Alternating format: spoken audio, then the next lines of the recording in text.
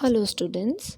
Today in this video I'm going to teach you a very interesting chapter, that is the fire that would not burn. L- This story gives us a very beautiful lesson that if we help somebody with love and care, it becomes fruitful for the person who is giving the help and even for the person who is taking the help.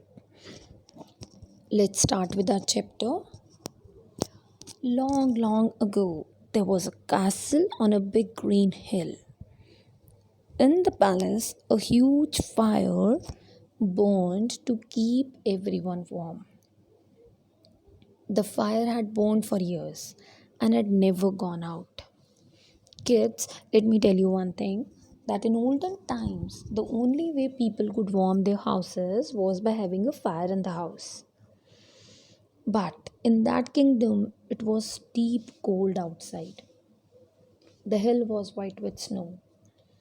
Even the water of the fountains got frozen up, so the fountains looked like tall ladies dressed in white cloaks.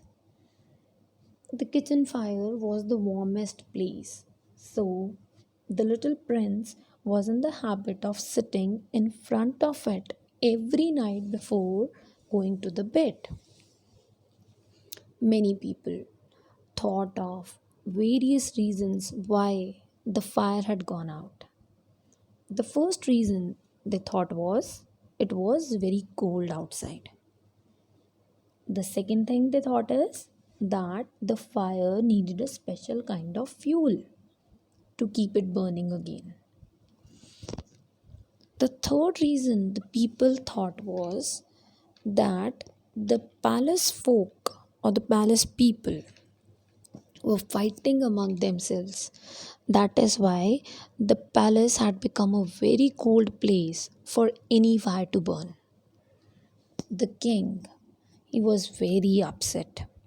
He tried many things. He tried to blow the bellows so that he can brighten up the fire again, but couldn't do so.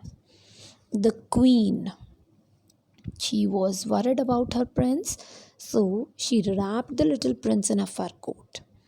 The cook, he kept on putting logs again and again in the fire, but everything went into vain. At last, the king ordered the court messenger to go out and ask for some coals to bring back to the castle. The messenger did so. He took a great lantern in his hand and he went out, calling, "A light for the palace fire. Who will give me some coals to light the palace fire?" As he went out, many people heard him. Many of them wanted to have a share.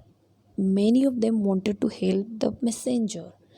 But in return, they want one or the other thing.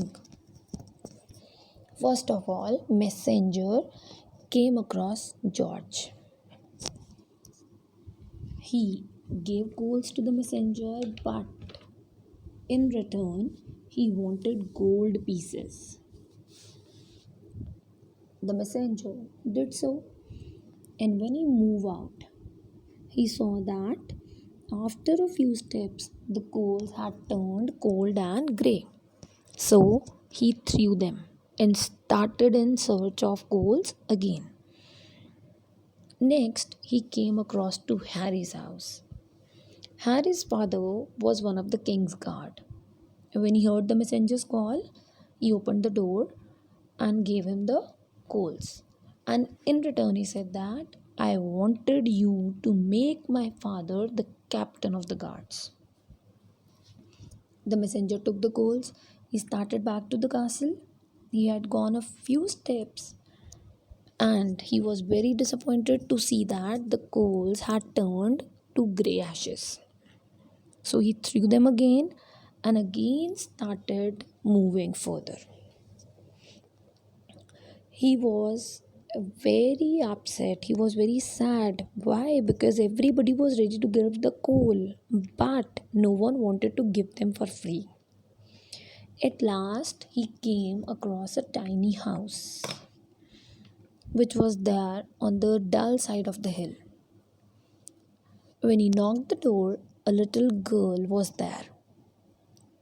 She was stirring a porridge over a small fire. She was preparing the dinner.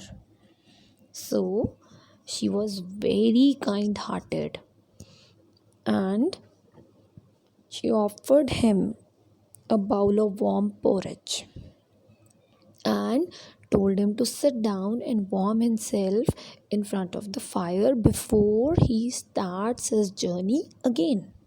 The messenger did as the little girl told him. He put some bright coal and started moving out. He was very much confused. He was afraid that maybe these coals would also go cold, but to his amazement, to his surprise, the small red coal grew brighter with each step. When he reached the palace, the fire, the coals which were brought from the little girl's house, made the fire lighten up again. The fire was bigger and warmer than it had ever been before. Everybody in the palace was astonished. They were not able to understand why it has become so warm. So the king said that the little girl had given the coals with love and care. She had given them for free. That is why the fire is so warm. With this, we are done with our chapter. I hope this is going to help you to understand it. Thank you.